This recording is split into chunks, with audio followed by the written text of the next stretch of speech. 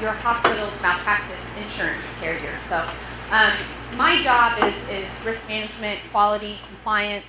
I'm kind of on the front end of events to try to keep them from becoming a claim, keep them from becoming a lawsuit.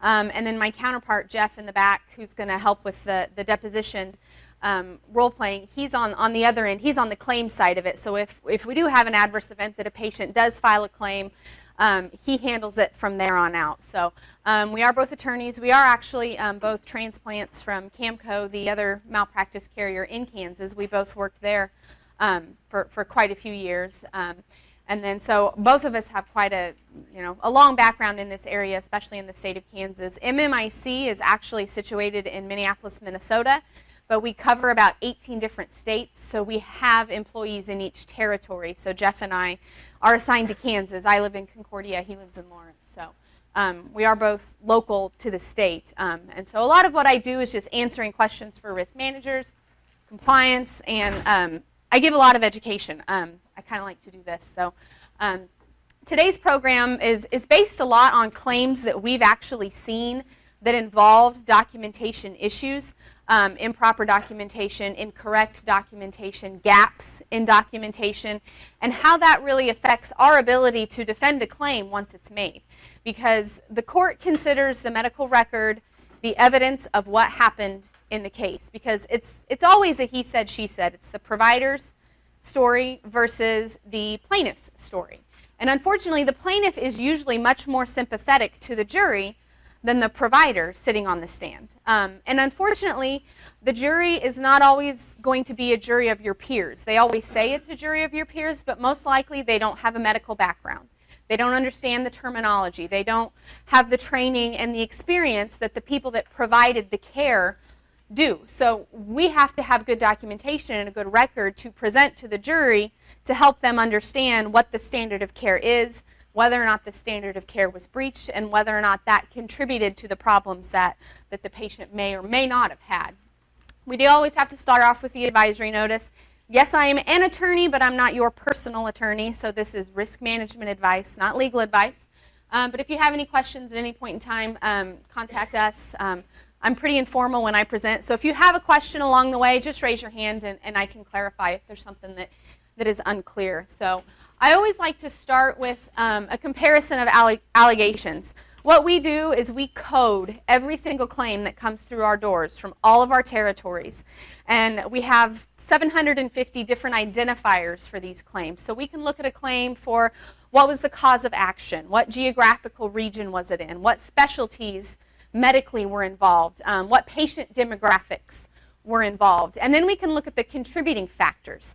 Delayed and misdiagnosis is our number one cause of action, but then we can look at what were the contributing factors. Why did that delay happen? Was it a systems failure? Did we have lab results that were not followed up on, that the patient wasn't notified, the provider never saw? Was it a documentation issue? Did we transpose numbers? Did we mix up lab results and maybe the patient got a medication they weren't supposed to get, or they missed a dose of a medication they needed?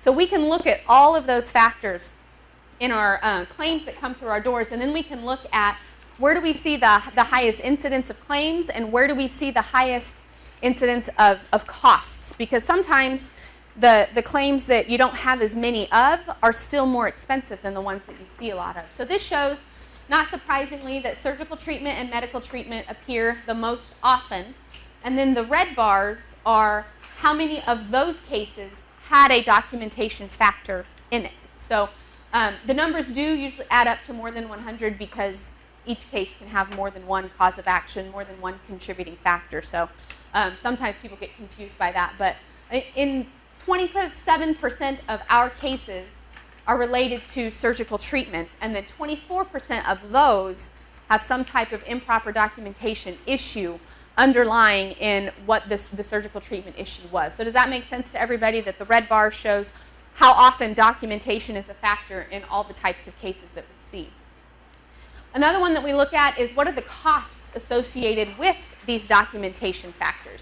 And the one that was really surprising was OB-related treatment, the costs were twice as much as the incurrence. So they occur, OB cases account for about 15% of our total claims, but within those, the ones that have documentation issues account for 30% of our costs associated with OB cases. So it's surprising to see, but then again, it's not, because OB is so complex. And it's so expensive when something does go wrong. You have you can get damages pretty high pretty quick in an OB case. So does anybody have any questions on the types of claims and how we kind of gauge those numbers? But it is always interesting to see how things do play out. What are the documentation factors that we see? Mechanics, like how are things entered? What are you entering? Content decisions, who decides what goes in? And then the third one, you can't see the title of it. It's on your printout, though, what the actual name of that one is. But that is the actual what's in the record. The clinical findings, review of, participation in care, informed consent. We'll talk about that later. Documentation of informed consent is huge, and informed refusal. But we'll talk about that a little bit later. Rationale behind clinical decisions made. If there's an adverse event, how are we documenting what happened? What do we document? Are we documenting conversations that we have with patients or patients' family members after an adverse event? What goes in your medical record versus your risk management file? And history, patient history. Insufficient documentation, again, this just kind of breaks down what was in the blue area. Insufficient, lack of documentation regarding review of or participation in care, and insufficient or lack of documentation for informed consent. Informed consent needs to be much more specific than it usually is in a patient's record. A lot of times we'll just say, discuss the risks and benefits with the patient elected to proceed. Well, what risks and benefits did you discuss with the patient? How specific were you? What handouts did you give the patient on the procedure they're going to have, or the new medication you're starting for the patient? A lot of times the easiest way to do it is say, gave this handout with this information, and so then we can reference the handout to see exactly what information was sent home with the patient. This becomes really important with informed refusal also, because a lot of times patients will opt not to partake in a course of treatment, and then 6 months down the road when they haven't gotten better, they'll say, well, I didn't understand that XYZ could have happened. And if we have good informed refusal where we say, we explained exactly what could happen to the patient and they still elected not to proceed, then that gives us the ability to say, well, actually, yes, you did know, and you elected to go ahead and not have this procedure or not take this medication. A lot of the time we recommend saying that documenting that the patient verbalized understanding. That shows that you explained it to the patient, you asked the patient what questions they had, and then the patient verbalized, yes, I understand the conversation that we had, and this is the decision that I'm making. So a lot of times that helps solidify the completeness of the conversation that was had. This is a quick claim example where it was a hospital setting. A 42-year-old woman presented to the emergency room, had some kidney issues, tobacco use, and anxiety. She was admitted to the floor for pyelonephritis, and we had two nurses, one in the ED and then one when the patient got moved to the floor, and they documented completely different, it looked like two completely different patients. We don't know where the breakdown happened, but she was given 2 doses of Dilaudid at some point in time, either once in the ER, once on the floor, both in the ER. The record was just a mess. Well, the patient ultimately expired, and a woman, with lots of years of work ahead of her, presumably a family. Damages in this type of a case can get pretty high when someone still has a lot of years left for earnings and family time, children to raise. And so it was an example where we couldn't rely on the medical record because there wasn't accurate information in there. There was a lot of conflicting information between one nurse's version versus the other nurse's version of what was given and when it was given.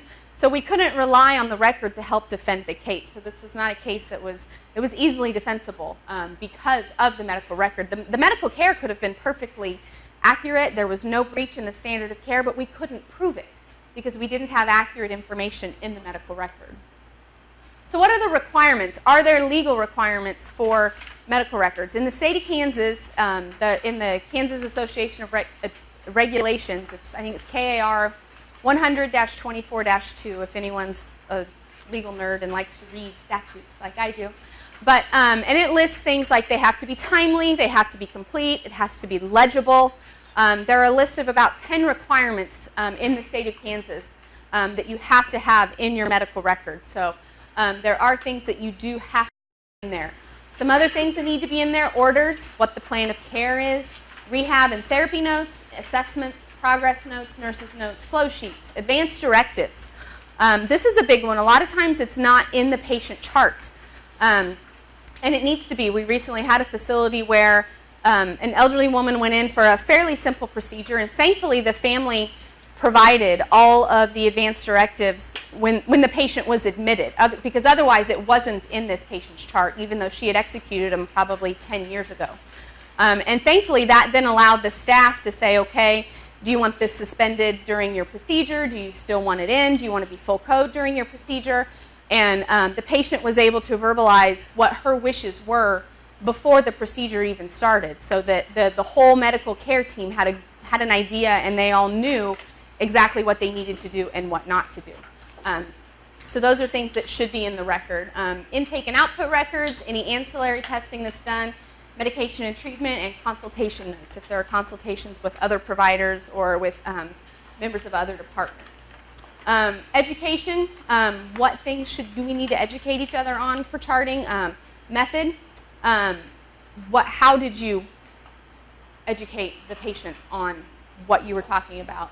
Return demonstration. I remember my dad had a PEG tube put in, and my mom had to go in, and she had to show that she was able to to flush it and to use it the way that he would need it once he got home. So did they document that, yes, the patient's spouse was there, saw the video, they demonstrated that they were able to do it, so that's all in the record, so that when they get home and say, nobody showed us how to do this, you can say, well, actually, yes, we have documented that you demonstrated your ability to do this. Because a lot of times patients will get home and then they kind of freak out. They think, oh my gosh, I was able to do this here, but now that I'm home and I'm by myself and I don't have anyone to help me, I don't know what I'm doing. So by doing that and documenting that actually happened, that does help defend us if we ever would have an instance where something bad would happen. Assessing the skills, what barriers for learning? Is there an education barrier? Is the patient maybe of advanced age and they don't understand the technology of some new medical device they're being sent home with? Any cultural, religious factors, and learning outcomes. What was the outcome of the session? Did they verbalize that they understood? Did they demonstrate that they understood? What questions did they have? Things like that. So those are always things that we want to make sure that we're charting as well, so we know that we're educating the patient on what their responsibilities are. I talk about this a little bit later on when we talk about discharge instructions, that we can't follow them home. I feel like sometimes we're expected to follow them home and make sure they're doing what they need to do and following their guidelines and taking their medications, but that's not feasible. So we want to make sure that we're documenting that we sent them home armed with all of this information, and now you are responsible for yourself. That's kind of a novel concept today, that we are responsible for our own selves, but we have to shift some of that back onto the patients, because we can't be everything for them all of the time. And I feel like that expectation has been created, and it's just not feasible at all. There are some other legal requirements. The Joint Commission and HHS has some requirements. If you're interested in reading up again on informed consent, restraint, verbal orders, or self-administered medication, there are certain things that do have to be documented in the patient chart to be able to participate with those organizations. For physicians, document with each service delivery, whether this is just popping in on the way out the door to double check and see if the family has any other questions, and nobody does, so okay, I'm going home for the day. Or you get a text message on a Sunday afternoon from your neighbor, their kid has an ear infection, hey, can you call in a prescription? That needs to be documented too. Any patient interaction, any decision that's made, any conversation with patient's family, that needs to be documented, because you never know when something's going to pop up. Indicate the specialty, are they hospitalized, custodial patients? It needs to be clear, concise, and reflect the patient's condition. Provide sufficient detail to support diagnostic tests and level of care. This is an issue with billing as well. You have to have sufficient documentation to justify what you're billing for, or you're going to have Medicare or your private payers kind of breathing down your neck saying, did you guys really do this? It could be an issue. And same as above and ditto marks are unacceptable, as is our new kind of worst thing, copy and paste. And we'll talk about copy and paste again later and when it's appropriate to use and how it's appropriate to use and when it's not. Hospital, some data just across hospitals. 46% of cases involving documentation occur in the hospital setting, so we have about half. But those account for 61% of total incurred costs of the claims that we see. So, they happen about 50% of the time, but they account for more than half of costs associated with claims. So in order to kind of help figure out what we need to put in there, when do we put it in there, how do we put it in there, we developed the 6 hallmarks of quality documentation. These are the 6 things to remember to help you chart things so that if you ever, unfortunately, do have to defend your care, you should be able to. Consistency. Abbreviations. Every facility should have a list of approved abbreviations that every employee uses every single time. One of the examples that we have from a chart is this today. Well, does that mean it needs to happen today? Are they supposed to take medication 2 times a day? Are they supposed to take 2 pills a day? Or it can be interpreted a number of ways, and no one really knows what it's actually supposed to mean. So how do you defend today if that's blown up here in front of a jury? Another one is in this one, PT is used 5 different times, and it means something different every single time it's used in the same short little encounter note. So how do we know what it means in each instance? Because everyone's going to interpret that differently. I have 0 medical background, so to me it either means patient or physical therapy, which I think most of the time that's what it is. But we don't know that. The next person that picks that chart up and tries to take care of that patient could think something completely different in their mind. So we need to make sure that we're using approved abbreviations across the board for everyone every time. Another vital signs. This patient was post-op day 2. We're supposed to have vitals taken every 4 hours.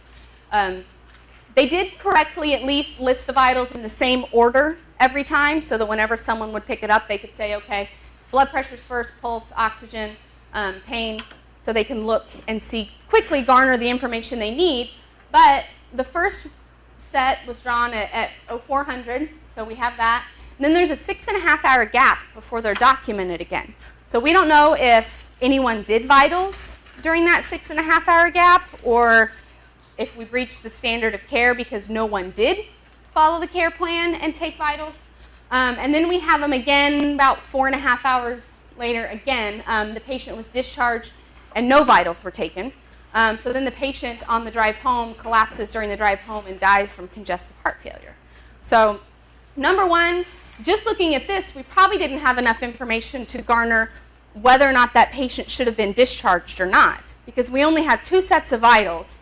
They're not done as often as they're supposed to be, and there's a little bit of a decline in the patient condition on those 2 sets of vitals that we have, but we don't know what the patient's condition was at discharge because we don't have any vitals.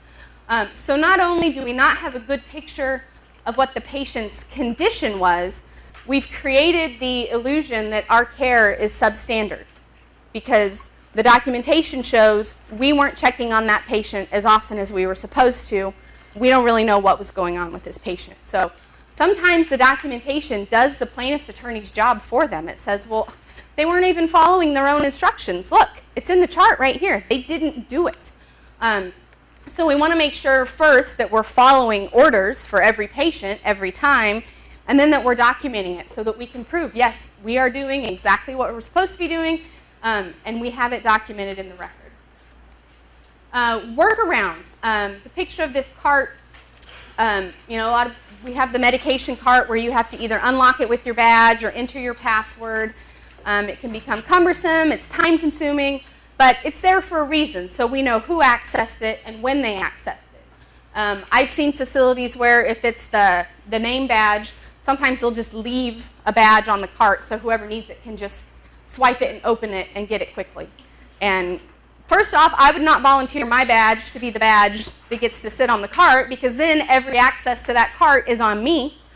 And second off, that's just terrible from a risk management perspective. And it's impossible to defend because it makes it look like there's one person there 24/7 accessing the cart. Or, if you just kick it the right way, it'll pop open and then you don't have to enter your credentials to access it. Again, might be a little quicker for you, but is that good? Number one, patient care, patient safety. And number two, there's going to be a log on that cart that they're going to be able to print out and say, this is who accessed it at this time. And it's not going to look very good. So workarounds, all these safeguards exist for a reason. One of our smaller facilities is switching over to a new EHR, and the providers are furious because it took away the sign all button on their orders.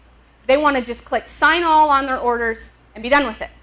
And I said, well, how do you know what you're signing? And they're like, well, I made the order. I said, well, how do you know you entered it or the person on the other end of the phone entered it correctly? I said, and now your name's on that forever. And they're like, well, I guess I never thought of it that way. And I thought, I know you want to go home. I know it's been a long day. But again, if it's blown up in front of a jury, do you want it to look like you didn't even look at this before you signed off on it?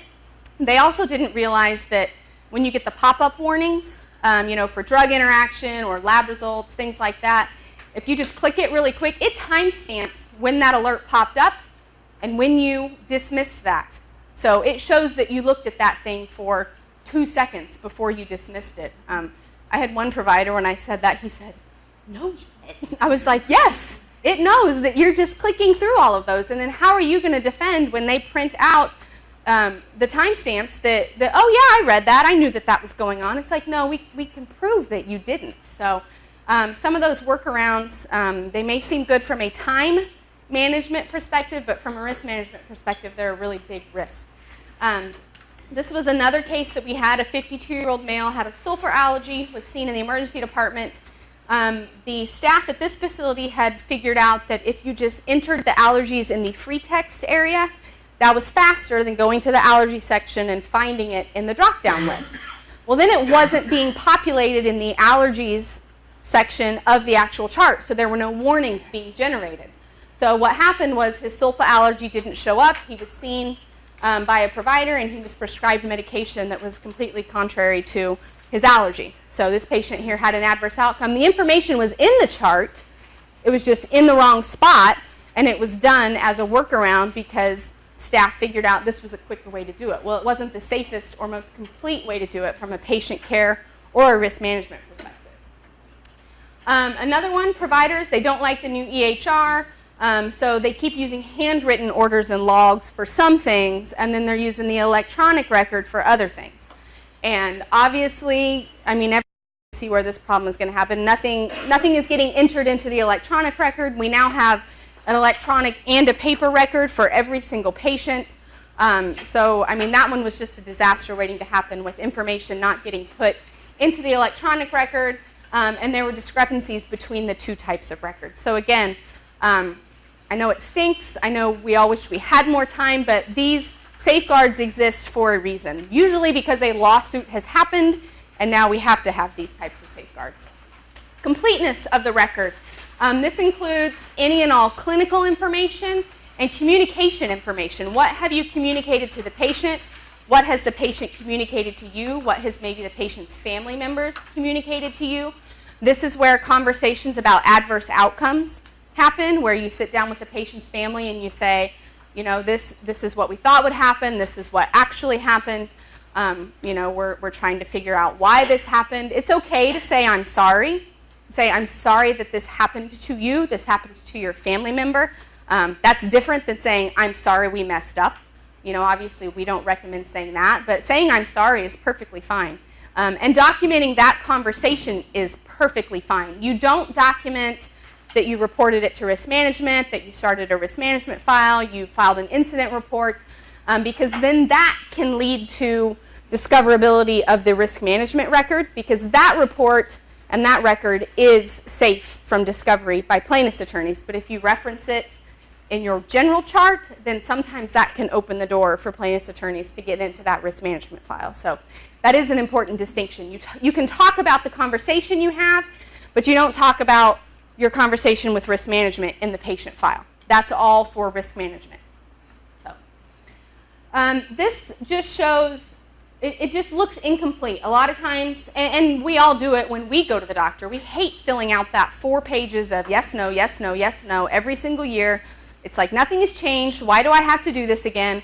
But if we allow patients to not complete it and then put it in the file, it makes it look like, it gives the illusion that we are not doing things completely, that we are not keeping track of things, that, well, if they allow them to not do this, what else are they not keeping track of?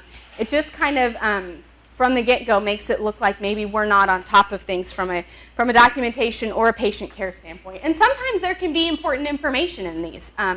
Maybe patients aren't answering it because they're embarrassed of what their answer might be, or they're afraid to answer it. So, if you do see these, maybe just double check with the patient. Hey, I noticed you didn't answer this question. Is there a reason? Can I help you answer it? Do you not understand it? Things like that. An example where clinical information that wasn't in the chart really made a difference in a lawsuit. A 4-year-old was in a motor vehicle accident, had injuries to his face and abdomen. In the record, portions of the neuro exam were left blank. So we don't know if the exam didn't happen or if it happened and didn't get documented, but either way, it was incomplete in the record. And again, that's all we have to go off of because we weren't there. Several hours later, there was a spinal cord infarction diagnosed. It was too late to save the sensory and motor function. So now we have a 4-year-old with a permanent disability and perhaps an incomplete medical examination. We don't know. The parents say that when they brought the patient in, he was unable to walk, he was crying in pain, he had to be carried. So they're saying, this should have been done and it wasn't done, and now we have a 4-year-old with a permanent disability. The provider's saying, no, that's not how the patient came in. I did do the appropriate exam, but again, it's not in the record. There's no documentation on how the patient presented, and there's no documentation on whether or not the neuro exam was done. So again, it's really hard to defend care when there are these huge gaps in the medical record. Because a 4-year-old with a permanent disability is a lot more sympathetic to a jury than a provider with a high level of education who is probably very well compensated, more compensated than the people sitting on the jury. And again, that should not come into play, but it does. The jurors, they're looking at this and thinking, oh, this poor family, and here this person who they were supposed to trust really messed up. And that may not be the case, but from looking at the record, that was what it looked like.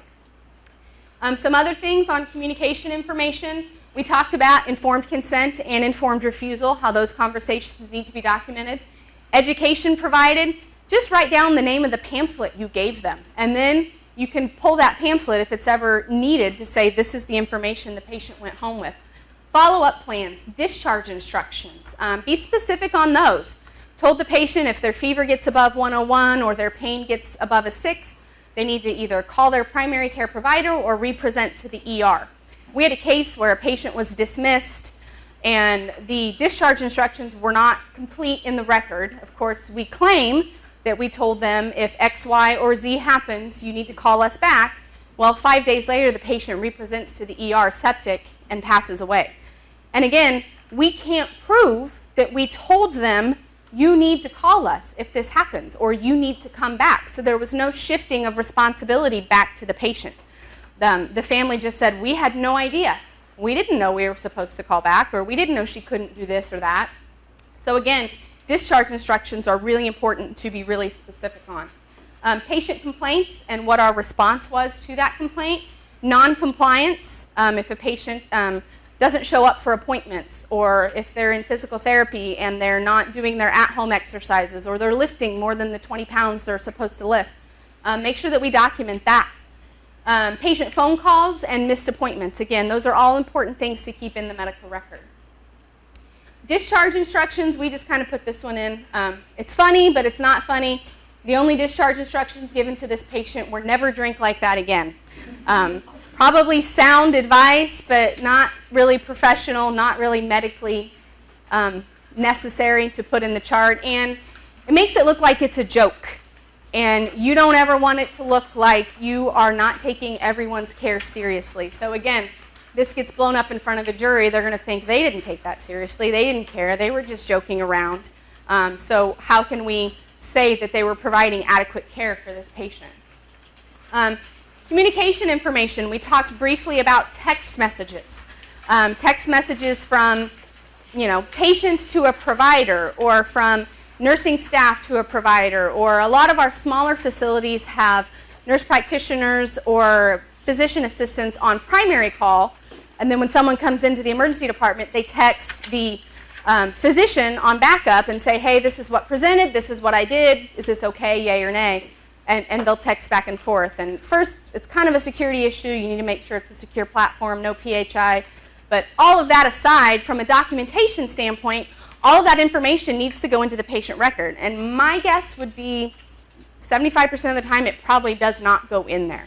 And this is what shows up on your phone bill. This is all we could ever garner from text conversations, is the time. We redacted the numbers just for privacy, but we can see the date, the time sent, and whether or not it was a text, and if you received one in return. So we can't tell anything from the text logs, so we have no idea what's actually in those text messages from a medical perspective. So we want to make sure that that information is getting put into the medical record. We've had instances where on the weekend they text their neighbor who's a doctor and say, oh, so-and-so has an earache, can you call in some amoxicillin? Well, then that doesn't get put in the patient chart, and then 2 days later they're at the urgent care because it hasn't gotten better, and there's no information about the first visit, and so you could have an over-prescribing issue, you could have a drug interaction type of an issue, so it really does become a problem sometimes if that's not put in the record. Legibility is less of an issue with electronic charting, but again, there's still a lot of things that get handwritten. This first one, I think it was some type of a hemocult that was positive, and maybe they have Crohn's, from what I can decipher. The second one, these were all done on the same day by 3 different people for this patient, and what was it? There was one word, headache is I think the only word I can discern on any of that. So if you put that up in front of a jury, you say, oh yeah, we all know what each other are doing. It's like, no, you can't pick that up and decipher what that says. And even if you can, the jury is still going to look at that and say, that looks like a big fat mess. I have no idea what that means, and there's no way anyone else could either. So we want to make sure that the things that do get handwritten are still legible. We talked about abbreviations. This is more of a shorthand issue. We all have shorthand in our brain, that things that mean different things for us. Called Dr. Re 70s was a note that we had. 70 age, someone entering their 70s, is there the temperature, is it 70S? Like what, we have no idea what that means and how it relates to the patient's condition or the patient's care plan. Another one that we've seen, we assume August 3rd, phone call with patient, remeds, patient has follow-up appointment in 1 week. DBR, we assume, are the initials of the person writing the note, but what meds were discussed? What was discussed about the meds? Did they change the meds? Did they discontinue the meds? Did we increase the meds?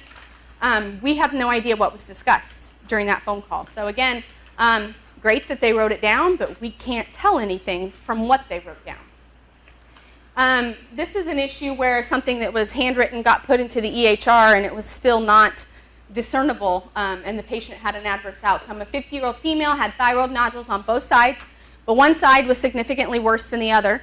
So the physician just hand drew on the little chart, drew the nodules essentially as a tool to discern which ones needed to be removed and which ones didn't. Well, it got scanned into the medical record, but you couldn't tell which side was which. There was no labeling of left side, right side, and it looked the same except for the difference in the nodules. And so then ultimately they did a wrong side surgery because they didn't know which side was which in the electronic record. So that's where something as simple as putting an L and an R, that's not very cumbersome, but it makes a huge difference in the outcome for this patient. So again, it's important to make sure that things like that aren't happening when you're putting things into the electronic record. This was an instance of a fax lab that came in. Doc picked it up off of the fax machine. It showed low sodium levels, so he made treatment decisions for this patient based on these lab results, where the patient kept deteriorating and had worsening symptoms, and they started digging a little bit deeper, and they weren't even her labs. There was no name on the sheet that the labs were on. Well, and when he picked it up off the fax machine, he grabbed a face sheet from another fax, and so her name was on the cover sheet, but it wasn't on the sheet with the lab. There was no patient identifying information on the lab. So he thought it was for this patient. Well, it wasn't. So again, we had patient care compromise, which is our first problem, and our second problem is we didn't have any patient identifiers, and we couldn't really show that care was provided accurately for this patient. Accuracy. Again, 2 patient identifiers. No working in multiple charts. I don't think most EHRs don't allow you to have 2 charts open anymore or 2 people in 1 chart. So some of these problems have been solved by EHR. Correcting errors, don't cover them up. People get nervous if there's an error or if you need to add something to the chart, and it's not as scary as it sounds. Yes, it looks suspicious sometimes, but if it's done in the right way, it's easily explainable. We had a provider who, once a claim was, he went back into the electronic chart and just fortified everything. Well, of course, there was a timestamp, so we knew when all of this was added, and it looked like a major CYA operation, and it was. And the care was fine, and he ended up ultimately having a good result legally too, but it just didn't look good if you go in and just fortify everything after you hear of a patient filing a claim. But just explain why you're doing it and when you're doing it, and then it's really kind of no big deal. We talk about it here in a little bit. We give an example of the right way to do an addendum and the wrong way to do an addendum. Accuracy, we had an instance where the OR record said sponge and needle counts were correct, ×3. The nurse testified that she was just documenting on autopilot. I go in, I click this, I go back to doing what I do. And then I go in, I click this, and I go back to doing what I do. Well, it turns out there was a retained sponge. So now not only do we have a breach, a deviation from the standard of care maybe, but we also have incorrect charting. She just blatantly admitted, I didn't really pay attention. I was just clicking what I knew I was supposed to click. So that was an issue that made it difficult to defend as well. Copy and paste is kind of the big demon we're battling right now with medical records, because yes, it's faster. Yes, it gets you home quicker. Yes, a lot of times you are entering the exact same information over and over and over again. But you want to make sure if you are copying and pasting that it's the correct information over and over and over again. It can be cluttered. It can have redundancies. You can be putting information in there that's maybe not relevant anymore. If the patient's improving, but you're still copying the same note from the first time they presented to you, then maybe you're copying some information that you don't need. You can't identify the author a lot of times. If you went into, say that your partner saw someone for the exact same condition yesterday, you just go in and copy and paste their treatment plan into your treatment plan, and people do this. You'd be amazed. That's not okay, because eventually that gets copy and pasted so many times, we don't know who authored that in the first place. We can't identify the original date. It creates a lack of trust in records, and it can result in false billing. If there's information in there that maybe isn't applicable to your exact scenario, but it still gets billed that way, then you can have some false billing issues as well. This shows how often copy and paste, is actually used. 82% of residents, 74% of attending physician notes contain 20% of copy text. 78% of sign-out notes and 54% of progress notes contain copied text. And 90% of physicians use copy and paste in progress notes, which I see the practicality of it from a provider standpoint, but from number one, a patient standpoint or a risk management legal standpoint, the plaintiff's attorney is going to say, well, do you even really listen to your patients, or do you just copy and paste everything and go in and fill in the blanks? Or what if you do get something incorrectly copied and pasted into the wrong chart, and then subsequent treatment decisions are made, and just doesn't look good. And it looks lazy to a jury, again. And I know it's easy for me to say this because I'm not the one doing the job every day, but when you have to defend this type of a thing, it's like, okay, you could spend 5 extra minutes today, or you could spend 2 to 5 years defending a lawsuit later. So, I mean, I guess you kind of have to weigh what's most important. This was an actual lawsuit. This was not our lawsuit, thankfully.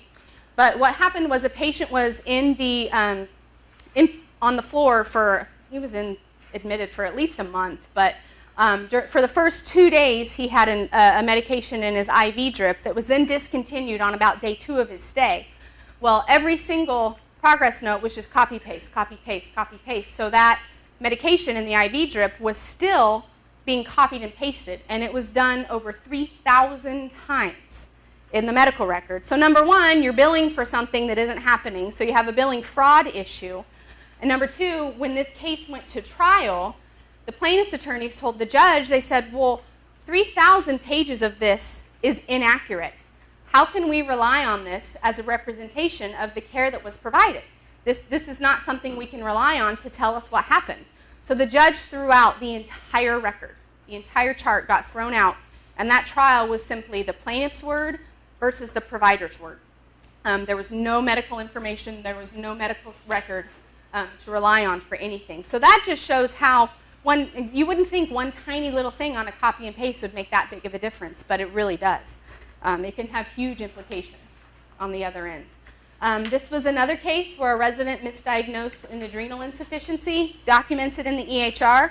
So then the attending physician comes in and copies and pastes it, and then relies on that information for increased evaluation and management. Medicare is billed, patient was injured by unnecessary steroids. Again, because the second provider didn't come in and do his own assessment and document his own, he just copy and pasted what the previous provider did. The error just kept showing up in the patient record. Timeliness, chart as you go, chart every time, and I'll show you how this plays out in a minute. Especially now with timestamps, we can tell when you enter things. So if you're entering everything at the end of the day, we can tell. And again, I know it's easy for me to stand up here and say, chart as you go, chart in real time. And a lot of times that's not feasible, but as much as you can. Try to do it as much as you can. Again, I know that it's not possible 100% of the time, but if we do find the time to do it, it does really help. Late entries and addendums, it's okay if you have additional information or need to clarify, but again, it can raise red flags. It can make things look suspicious. The original chart here, timeliness is a huge issue in when you make an addendum. Again, after the claim comes in is not the time to author an addendum. But the next day, this original chart said patient refused the screening at this time, which is not good informed refusal documentation. So the next day, they just go in and say, this is an addendum. Upon review of my charting, I neglected to note that the patient and I had a lengthy conversation about the risks and benefits of the screening. I answered her questions. She elected to forgo the screening for now. We will discuss again at a later date. That's completely appropriate. It doesn't raise any red flags. It just clarifies what the conversation was. And so to me, there's nothing wrong with that addendum. The one that doesn't really fly is 6 months later. The patient called, is angry, threatening to sue. She claims she did not understand the screening. However, I recall that we discussed the issue thoroughly back at our visit. So now it looks like they're covering themselves because the patient called, the patient's mad, so now I'm going to add all of this extra information about what I actually told the patient. So again, as long as it's done in a timely and appropriate manner, it's really not as big of a deal as we sometimes make it out to be.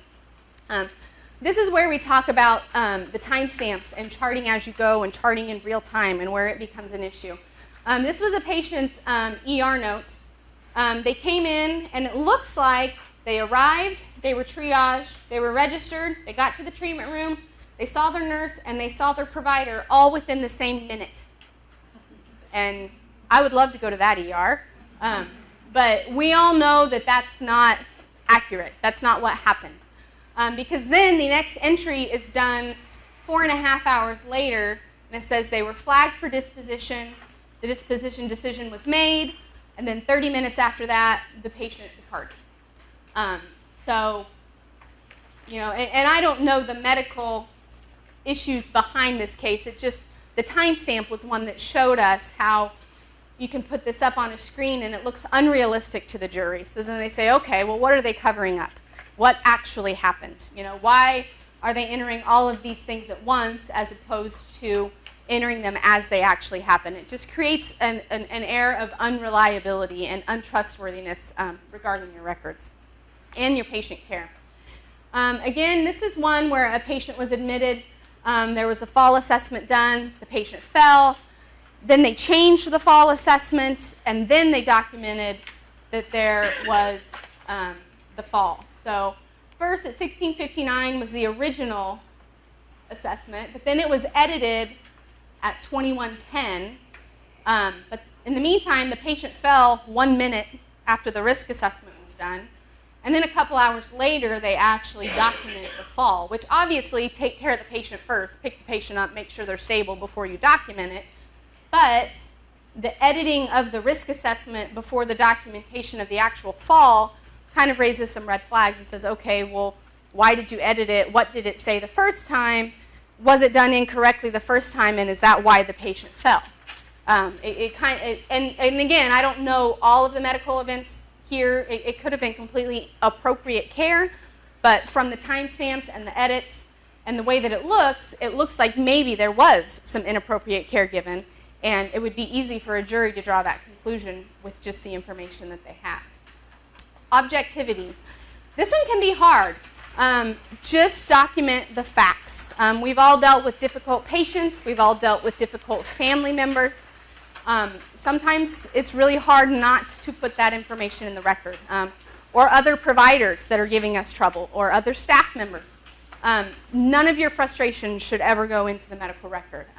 No jousting, don't be vague, nothing derogatory, no judgments. Objectivity deals with using words that have meaning to you but can have a completely different meaning to someone else. Like the patient felt well. Well, what does that mean? This one, the chart said patient was happy at discharge. Well, the family's recollection was, well, they were happy to go home, but they were crying, they were in pain, they were worried, they were unable to walk. So yes, they were happy, but they weren't in a good condition. The nurse said, well, they were using a walker, they were smiling, they were waving, they were laughing with their son. So we have two completely different recollections of what happened. Had we documented, patient left using a walker, patient was waving, patient was verbalizing with their son, waving goodbye. If we would have had that in the record, that would have been a lot easier to say, no, this is actually what the scenario was, as opposed to how the family painted it as, well, yeah, they were happy to go home, but they were in really bad condition. So it can really, make it difficult to defend what you actually meant when you entered that information. This is another one where maybe preconceived notions or judgments about certain patients or certain types of patients come into play. Patient was in the emergency room complaining of abdominal pain, dizziness. The physician documented in the chart, patient is known from the clinic to be a drug seeker. The nurse noted they're seen here frequently looking for narcotics. We told her she needed to go home. So there's no drug screen done, there's no neuro exam done because this patient is just a drug seeker. They're looking for more drugs. We're not going to mess with it. The disposition note says the patient is still dizzy. Their pain is a 9 out of a 10, but we're going to send them outside to wait for their boyfriend. And then the patient gets in her own vehicle, drives away, and strikes and kills a pedestrian. So this is an instance where, number one, the care was completely inappropriate. And then the documentation of, the patient is known to be a drug seeker. They're seen here frequently for narcotics.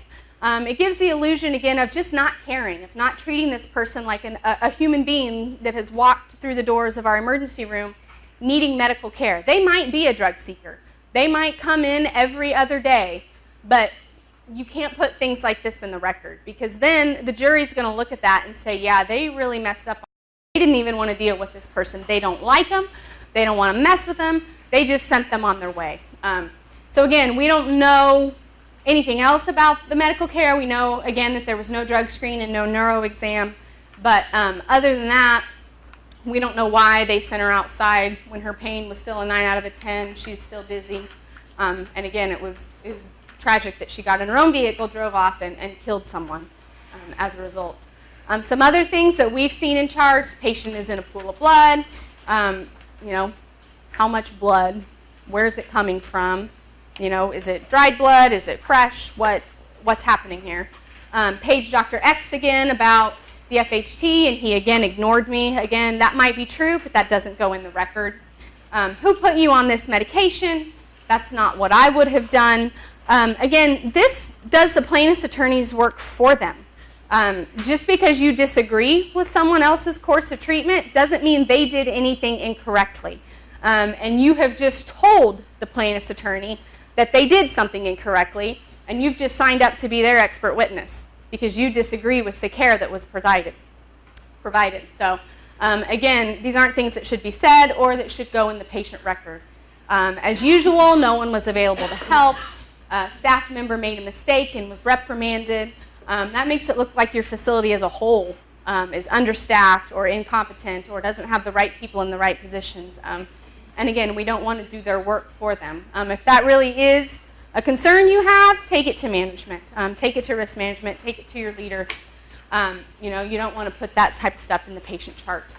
Some of the next steps to do, you as professionals, perform a self-audit. Look at your own documentation. Look at, maybe pull a chart that you did a year, 2 years ago and go through it and see if it, do I understand what I was saying at that point in time? Review records of others. Get a working group together and say, you look at mine, I'm going to look at yours. We're each going to pull 3 charts, review each other's charts, and see if I get the same information from this chart that you do. See if I'm understanding completely what you were conveying in this chart. And training programs like this, to try to help you tell what you should and shouldn't do from a documentation standpoint. Leadership within an organization, reinforce educational materials. Again, chart audits as a department or as a facility as a whole, and then include the findings of staff learning. Say, we discovered that in 20% of our charts, we weren't tracking lab results, or we weren't tracking patient notifications of radiology reports. Include documentation pointers in meetings, in your staff meetings. Say, hey, this is what we are looking at from a documentation standpoint today for this meeting. Provide an open forum. Do you guys have a method of bringing to your leaders, problems that you have with your records? Say, hey, I've been trying to do this, or find a better way to do this, or I know that we're doing this to work around another issue that we have, so that you can bring those problems to your leadership so that you can try to solve them from a facility standpoint, because chances are if you're having a problem with it, other people probably are too. Again, audit records, that gets repetitive, but that's really the only way you learn, is looking at what's actually being produced by your staff, by your medical providers. Provide documentation education sessions, and include documentation improvement in your quality programs. So just some closing thoughts. I know I went through a lot of information, and a lot of it probably seems redundant, but I can't stress enough how important it is to be able to defend proper medical care, because even when things happen that maybe aren't expected, that doesn't necessarily mean that there was negligence. And if we have good quality documentation, if it's reliable, if we can use it to defend the lawsuits, it makes our jobs a lot easier, and it should make you guys feel more secure in providing care, knowing that you have the record to back you up. So if you have any questions, the MMIC number in the middle is the number you can reach me at, or Peggy has my email and phone number, so she can get a hold of me. But this is the history of our patient, elderly gentleman, well, he's 64, he's really young. Admitted to the hospital with hypoxic respiratory failure. While he's in the hospital, he developed hospital-acquired pressure ulcer and pneumonia. I'm going to stop right here and talk just a bit about hospital-acquired conditions.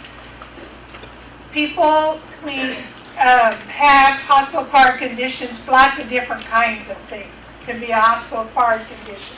As those mount up, we add those up from across the hospital. Eventually, we get to a rate that we will be penalized 1% of our Medicare payments across the board, whether they have a hospital-acquired condition or not.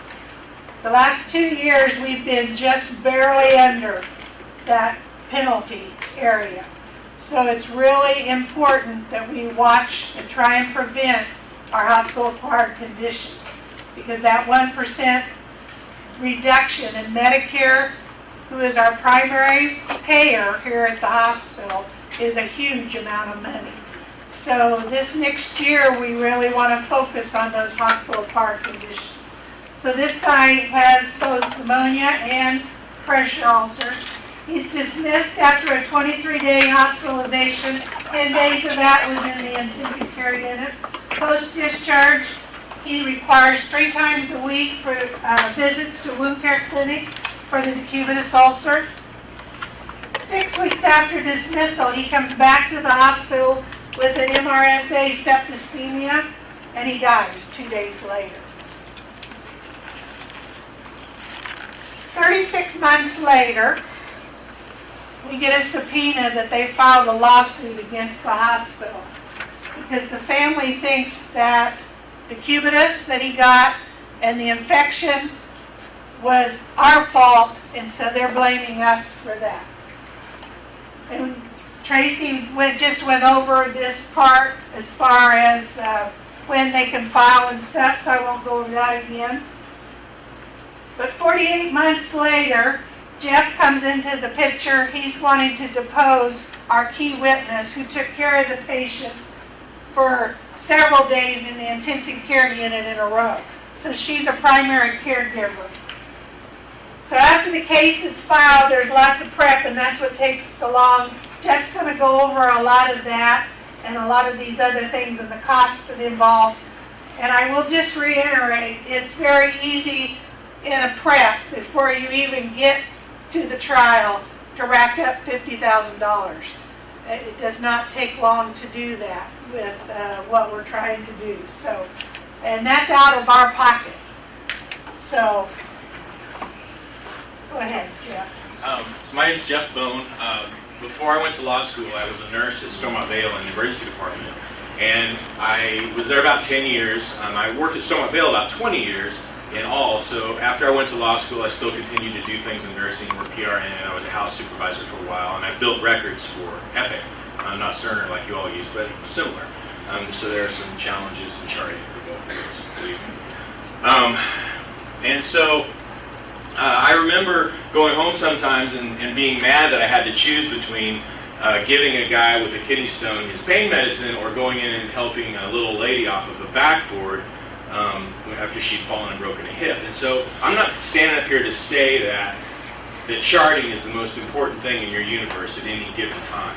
I just want to help you have the tools to know maybe what to prioritize so you can keep yourself out of this chair over here. And so most of us will never find ourselves in trial. Only 5% of all lawsuits that are ever filed will ever see a courtroom. Most of them are just dropped because they're a bad case or they're settled out.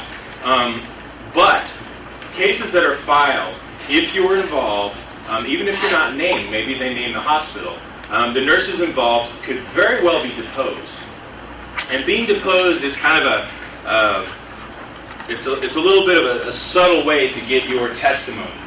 Everything you say in the deposition can be used in trial just like you were sitting there. They might decide to call you at trial because they have a strategic reason of doing it. But everything you say in a deposition can be video recorded, and it will for sure be recorded in paper form, and it'll verbatim what you said could be read to a jury, or it could be used to impeach you if you say something different in trial. So depositions are often the thing that may win or lose a case for us, or they could be really good and maybe that'll decrease the value of the case to the plaintiff. So what I want to do here is just ask some questions of our volunteer person and just kind of give you guys a flavor of what might happen in a deposition. If you have any questions or anything, save them. This isn't going to be very long. I don't want to keep you all afternoon, but I want to just give you an idea maybe how these things can go. Before we get to this part of the case, the care has gone on, the patient's died, the plaintiff's attorney might have waited 18 months or 2 years to file a case.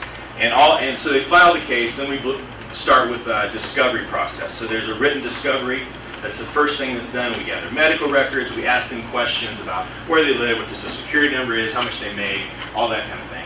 They respond to our discovery requests. They send us the discovery requests about who may be involved, medical records, all that stuff.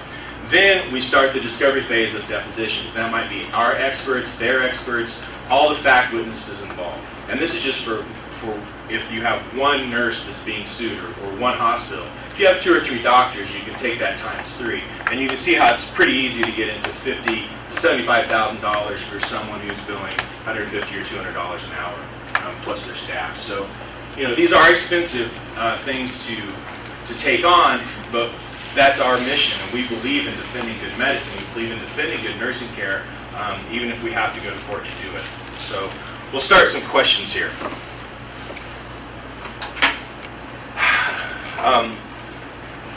Can you state your name for the record? Amanda Hollick. And Amanda, you understand that I've been hired by this patient's family to represent them in a wrongful death case, Yes, sir. correct? And I'm going to be asking you some questions, and I just want you to answer them to the best of your ability. Can we agree on that? Yes, sir. And you're doing a great job. I just want you to make sure you speak loudly and also only answer me verbally. If you nod your head yes or no, our court reporter may not be able to pick that up, and I might have to ask you. Okay. So, how long have you been a nurse? 11 years. And where did you go to nursing school? Bethel College. And so, what did you do immediately after getting out of college? I started working in the intensive care unit. Okay. And how long were you there? Been there my entire career. Okay. So a lot of different kinds of patients in and out of that kind of place. A lot of pretty sick patients, I bet. Yeah. Would you say that safety is one of the most important factors in taking care of any patient? Yes. Why is that important? Why is safety important? If we don't keep our patients safe, then we're not going to give them the outcome that they're looking for. Okay. Is communication important, both with your patients and with other healthcare providers? Yes, it's very important. So what is the reason that you document in a medical record? To give an accurate portrayal of what happens in the care of the patient, to use it as a communication tool for providers, for different people as part of the care team. Okay. And is documentation important? Yes. Would you say it's very important? Yes. What kind of charting or what kind of documentation would be appropriate for a 60-some-year-old patient with skin issues? Making sure that we're assessing the skin, making sure that we're looking at all the different pressure points and doing whatever interventions are necessary to protect that. So why would you be concerned with skin integrity? It's a major organ in the human body. We want to make sure that we're protecting it from damage. Sure. Is skin integrity important? Is Is nutrition important? Yes. Are just the patient's emotional health important? Yes. Is monitoring the patient for infection important? Yes. So you took care of my client on hospital day 4 through 9, is that correct? Most of those, yes. So let's look at this medical record, okay, on the days that you took care of the patient. I'm going to give this to you, and just for the record, this has been marked as Plaintiff's Exhibit 70.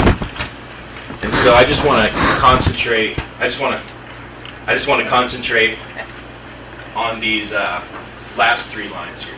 Okay. So can you just read that one right there, just that part? No new skin issues were identified. And then what did you mark after that? Yes, there were no new ones identified. So there were no new skin issues identified on any of those last 4 days, we can call it, that you took care of this patient. Yes, that's correct. And so what's this part right here? What does this say? The impaired This one here. The impaired integrity. And There was what- a bruise. There was a bruise. Okay. And so what does that indicate to you, the bruise? That his right antecubital had a bruise on it. Where does it say? Right, the RAC is the right antecubital. Okay.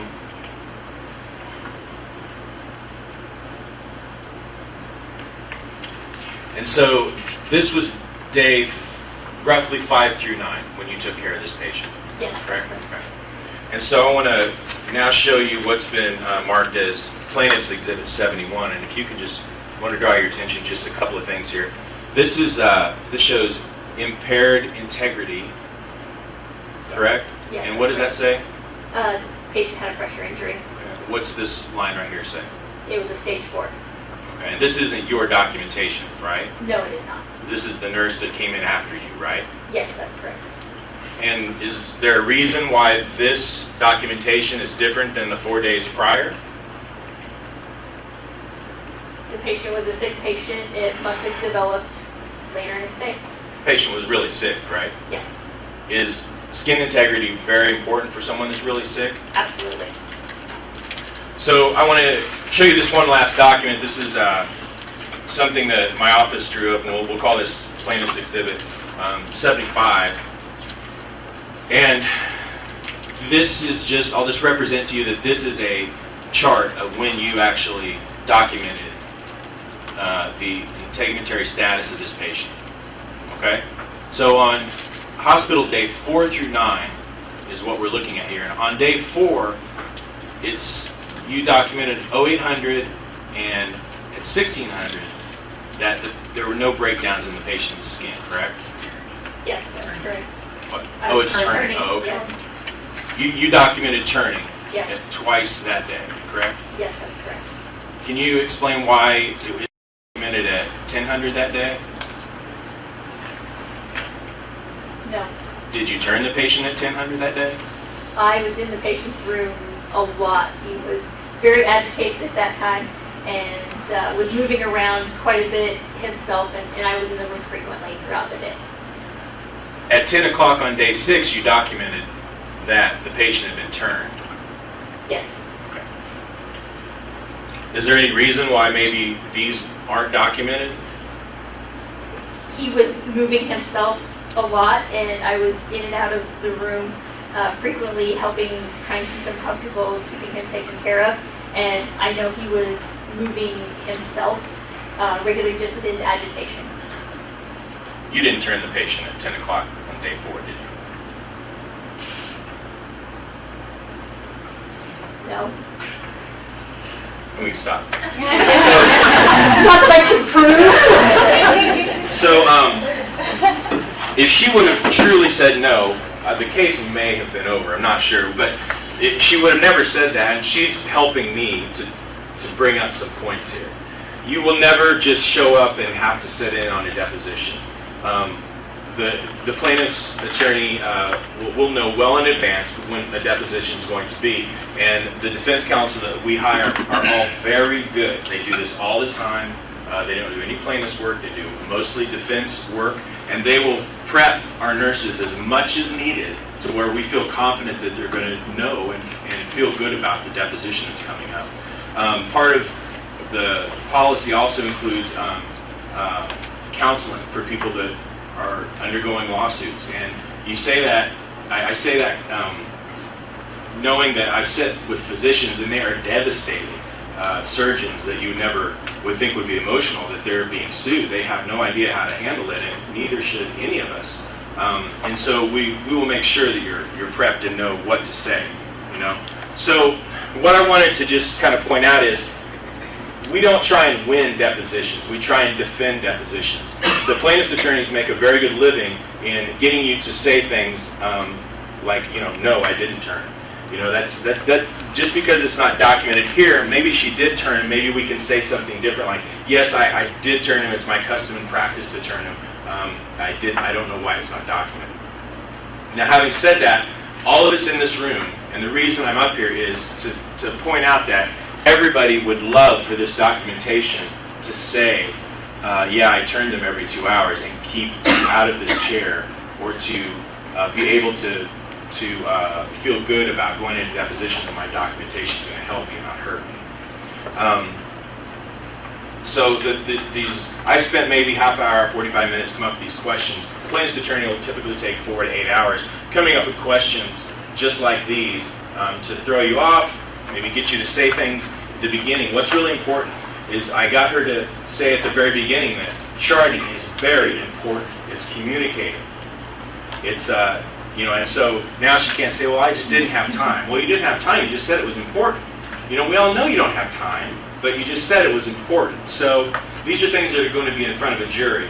The last thing I want to say is plaintiff's attorneys do not care about what actually happened. Okay? What actually happened to them is what they can prove in front of a jury. And if the record helps them do that, then they'll use it. And if there are omissions in the record, they can fill in the blank with whatever they want. So we like to block that when we can. You guys have any questions or comments about what might happen in a deposition or what might happen if you get sued? Do you know in advance what the questions are going to be, or are they? I actually didn't know what questions he was gonna, I knew the typically, scenario, it would- but Right, that's a good question. So the question is, do we know what the questions will be? No, we don't. I mean, there's a pattern, and I've been to so many depositions that they all kind of run together. There will be a lot of stuff there'll be some stuff up front about safety, usually. There'll be some stuff about establishing how important the record is, and so it makes you look, dumb if you didn't fill it out correctly. Those are some general things you can figure out, but no, you don't know the exact questions. Anything else? All right, well, thank you very much. Thank you guys very much for coming.